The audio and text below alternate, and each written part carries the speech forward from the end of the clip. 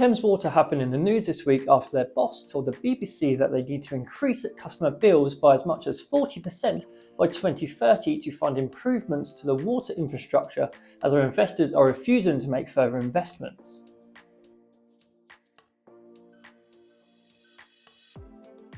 My name is Jack Revis and welcome to this week's episode of Tax Tidbits, where Thames Water have got themselves in deep water after revealing their plans to slowly increase customer bills over the next 5 years to pay for necessary infrastructure.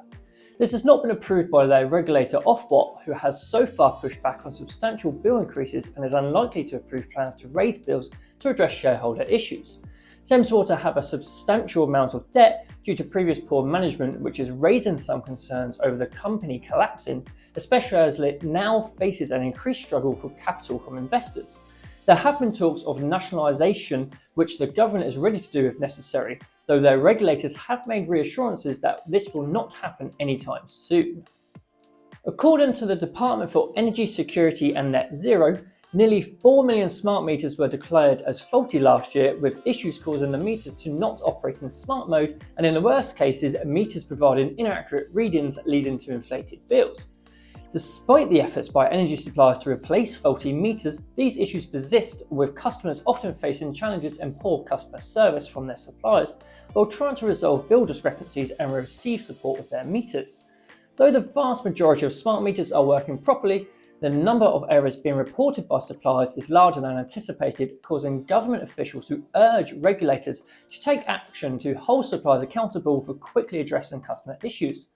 I myself am facing this issue, which was first reported in November 23 and has still not been resolved.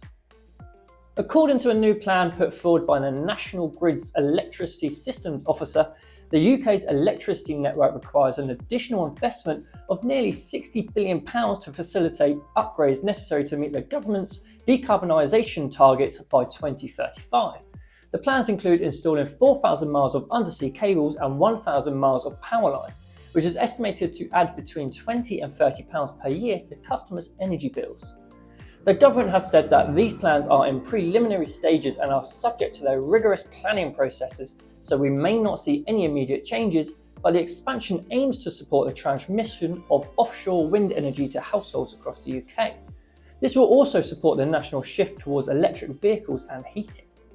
Three major UK budget fashion brands, ASOS, Boohoo and George and Asda, have committed to show clear and accurate environmental impact claims on their clothing following intervention by their regulator.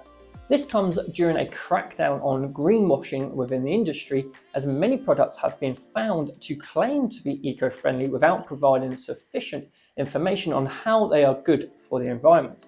These brands have made a voluntary commitment to provide specific details on the sustainability of their eco-friendly ranges, such as the percentage of recycled or organic fibres used, without any legal action. The regulator has also issued an open letter to urge all fashion firms to review their environmental claims, suggesting there may be stricter enforcement against greenwashing breaches in the future. It should be no surprise to hear that a lot of our bills will be increasing from April due to annual price rises implemented by suppliers. To include a few, the annual water and wastewater bills will increase by 6% this year, roughly a £27 increase.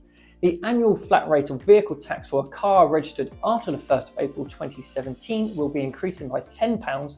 And finally, most broadband and phone providers are increasing bills by 8.8% based on December's inflation rate plus an additional charge. While this increase by phone suppliers is currently allowed, this is expected to be banned by regulators later this year, as those experiencing mid-contract price rises only have the option of suffering with the rise or paying an exit fee. Speaking of changes happening from April, make sure to check out our latest video where we explain all the tax changes happening this month and how they will affect you. That brings us to the end of this week's episode. If you enjoyed this video, please make sure to give it a thumbs up and subscribe to our channel. I will see you back here next Thursday for a new episode.